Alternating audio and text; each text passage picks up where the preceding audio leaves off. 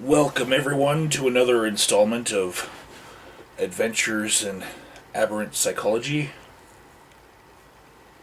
A couple days ago, I had an experience that might be traumatic to some people, but for me, it was just another day. Had to tackle a guy. He was very high on meth. And I've been seeing a lot of cases of meth psychosis lately, as if somebody's giving out free samples of meth all over the place. So, no matter what hospital I go to, meth, meth, meth, meth, meth. It's I don't know. I don't see heroin. I don't see cocaine. Those don't even come up in people's talk screens most of the time. Just meth. Anyways, this guy, he was so out of it he couldn't talk.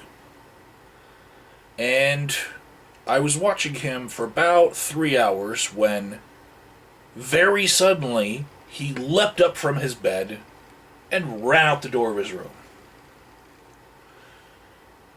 He was still connected to all of the instrumentation that was taking metrics on his vital signs. But most importantly for this story, he was still connected to his IV.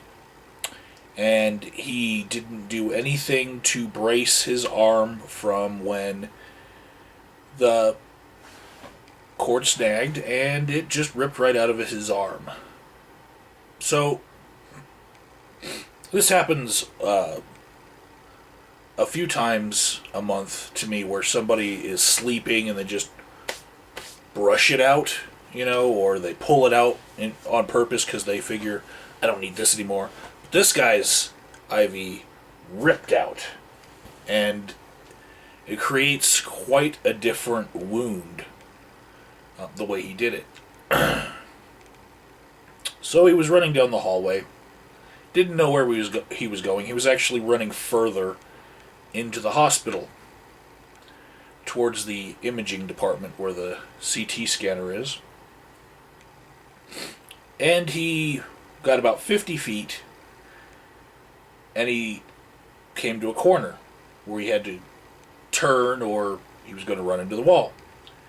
And he started to put on the brakes, cartoon style, like Wile E. Coyote, with his feet. And he would have stopped on time before he hit the wall had I not been chasing him, because, bam, I got him. And I wrapped up his arms and I told him, get down. I said, get down again. And then I took him to the ground. Very hard. Then I rolled him over, holding down his arms, perched upon him, kind of like a sounding bull sea lion. Just holding his arms down, not trying to do anything mean, It's not personal. You're just running around with blood dripping out of your arm. You can't run around the hospital that way. Also, you're not allowed out of your room. So, yeah. I'm holding him down. And about 3 seconds later, he took a gasp. And he screamed, "Help!"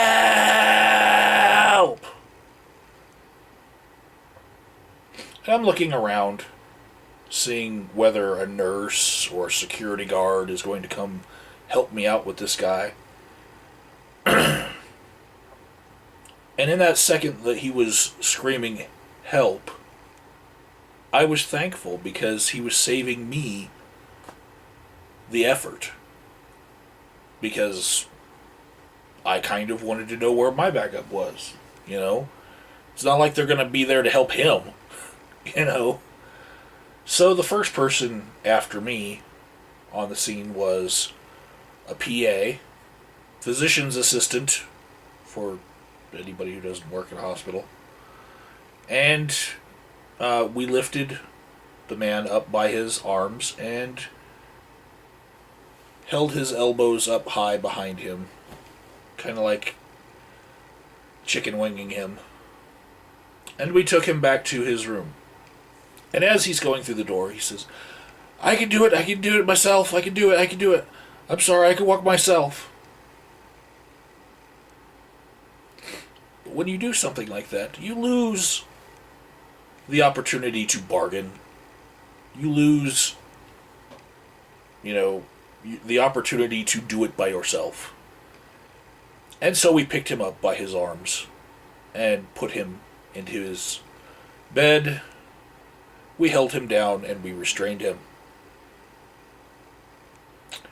Rock star position, we call it. One arm up, one arm down.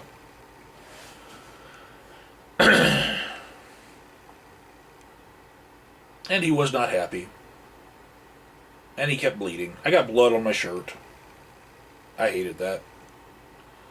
Had to go out to my truck and put on a jacket. Leave my shirt in the truck because it was so soiled with blood. And all that blood got on me because I was holding down his arm. Holding him down.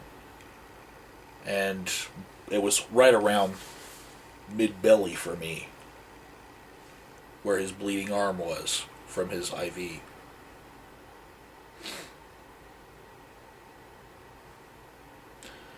As a germaphobe, I then proceeded to squirt the foamy hand sanitizer on my hands for the next hour. Just,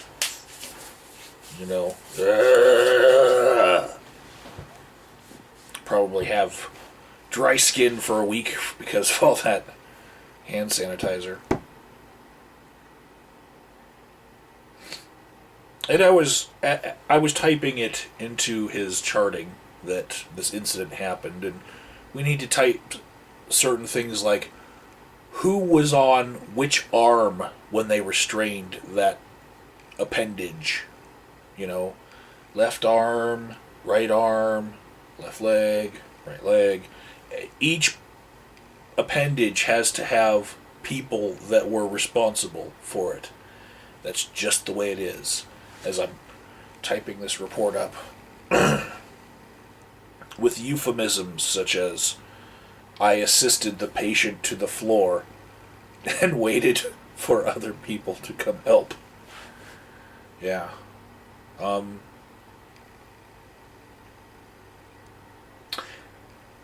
pretty sure when he screamed for help that he thought I did not have the right to do that to him. That there's nobody licensed to knock you down and take you to the ground when you're in a hospital if you want out. People just don't realize that there are rules in place for such a situation. Yes, there are people licensed to take you down, to make that call, that you don't get your freedom to run around the hospital bleeding.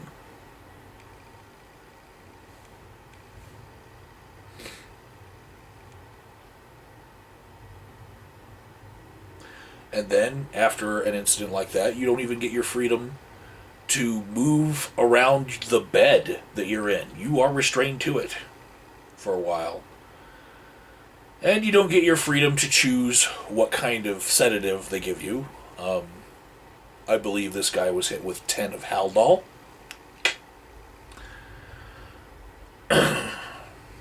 Can't be sure, though.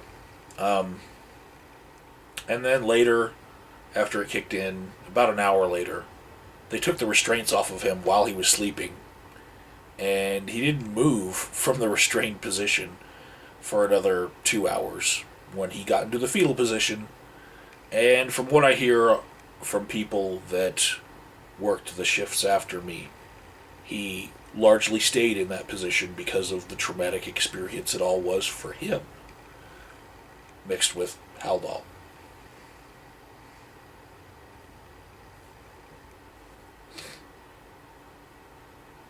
So that was the action part of my week. So now I saved the best for last, the thinky part, you know.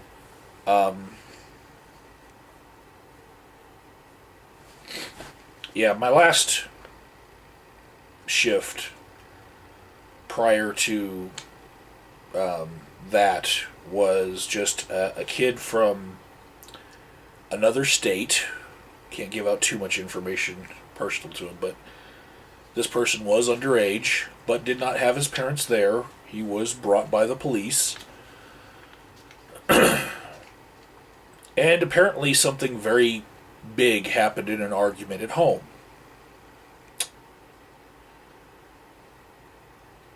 What was interesting about this kid is he was completely compliant and courteous to me while I watched him for 12 hours straight.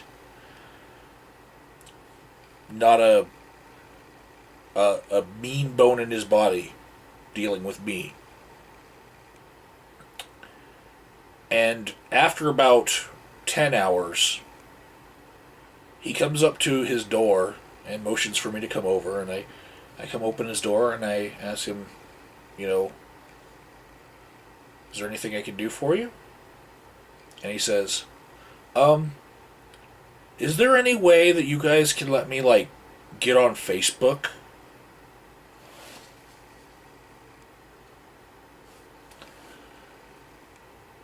And I had seen other patients glued to their smartphones before if the nurse allows them to have their phone after a while. Normally, a nurse doesn't allow someone to have their own phone in their room, in an emergency room setting, at least, until they've been there for about a day. And even then, they're really not supposed to. They're supposed to monitor every phone call, not so much as to listen into everything that's being said, but monitor the patient to make sure that the phone call's not upsetting them. And even texting can upset someone, you know, if they get a bad text back. So, it struck me as odd, and I just answered honestly, no, sorry, even if we could let you touch a hospital computer, we're blocked from it anyway, ourselves. Different websites like YouTube and Facebook and Gmail, they're all blocked from work. You can't look at them. It's just the way it is. But it was interesting that he didn't want a phone, because nobody remembers phone numbers anymore. He didn't come with a phone. It wasn't in his personal items. So how was he going to remember the numbers? Because they're all either on his phone or on his friend's profile info, where they listed their phone number for people to find. He would use Facebook like a directory, you know, or use it for direct instant messages. Either way, it looked like a sign of the times to me. This kid didn't care about a phone. He wanted the whole internet so he could get on Facebook. You know.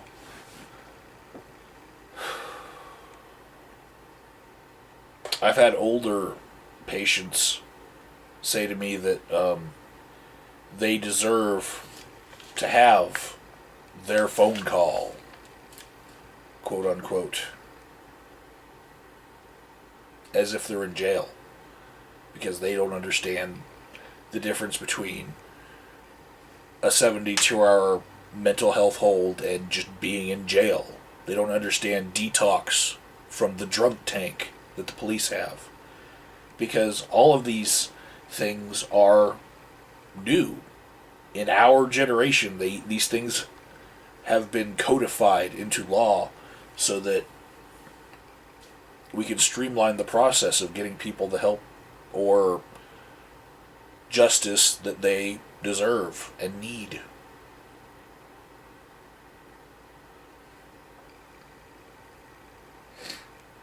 It was just one generation ago that most of my patients would have been institutionalized immediately upon getting into the ED, and they would have left for a place that they never would have made it out to a halfway home.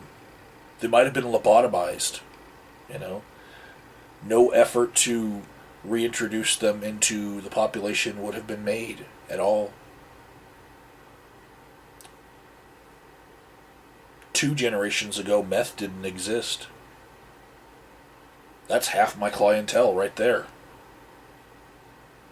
The other half's alcohol, and everything else is just small percentages.